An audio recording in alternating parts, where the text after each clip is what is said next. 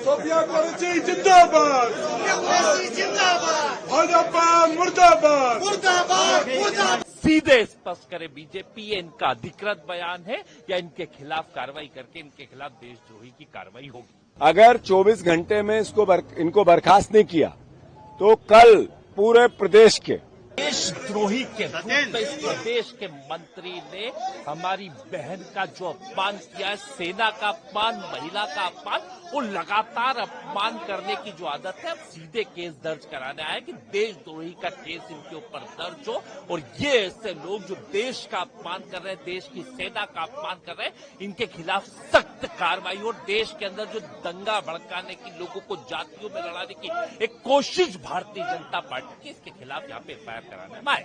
FIR क्या हुआ, हो रही है? देखिए, स्पष्ट है कि शासन प्रशासन गुलामी की हद तक बैठा हुआ है और उन अपराधियों को बचाने का पाकिस्तान में घुसे आतंकवादियों को तो हमने मार दिया, पर जो देश के अंदर ये नफरती आतंकवादी है, इनके खिलाफ सरकार काम करने की जगह इनको संरक्षण दे रही है। स्पष्ट करे सरकार कि इनका आधिकारिक बयान बीजेपी का है या फिर इसके खिलाफ देशद्रोही का मुकदमा लगा के इस्तीफा इनसे लेने का काम करे। किसका इस्तीफा मांगे? सीधी बात है, यहाँ पे जो विजय शाह मंत्री के रूप में मध्य प्रदेश के काम कर रहे हैं, जो काबीना मंत्री हैं, जो भारतीय जनता पार्टी के बड़े नेता है, सीधे स्पष्ट करे बीजेपी, ये इनका अधिकृत बयान है या इनके खिलाफ कार्रवाई करके इनके खिलाफ देशद्रोही की कार्रवाई होगी। जिस तरीके के वक्तव्य आए विजय शाह जी के, मध्य प्रदेश के काबीना मंत्री के, उनके खिलाफ एफआईआर दर्ज कराई है और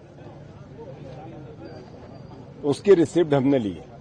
मामला है कि मोदी जी ने कहा देश को संबोधन में कि मुझे फक्र है भारतीय सेना के पराक्रम पे, उनके शौर्य पे। बिल्कुल सही कहा उन्होंने। उसके साथ ये भी कहा कि मुझे इस बात का भी गौरव है कि देश के एक 140 करोड़ लोग इस संकट की घड़ी में सरकार और सेना के साथ खड़े रहे। बिल्कुल सही कहा, साथ खड़े थे। पर आपके एक मंत्री ने जिस तरीके का वक्तव्य दिया और फिर आपने सुना नहीं, तो ये तो आपकी भाषा और आपके काम में अंतर है। मोदी जी, इनको बर्खास्त क्यों नहीं किया 24 घंटे में आपने?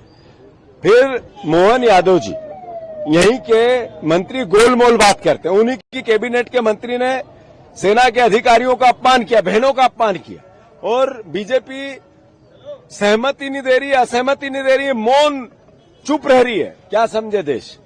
हमने फिर से, अगर 24 घंटे में इनको बर्खास्त नहीं किया तो कल पूरे प्रदेश के एक एक थाने में कांग्रेस के कार्यकर्ता जाकर सेना के सम्मान में, देश की एकता और अखंडता के लिए, भारतीय जो देश की एकता और अखंडता की भावना को और ताकत देने के लिए हम फिर एफआईआर राजद्रोह की विजय शाह के खिलाफ हर थाने में कराएं। बिल्कुल हुई है।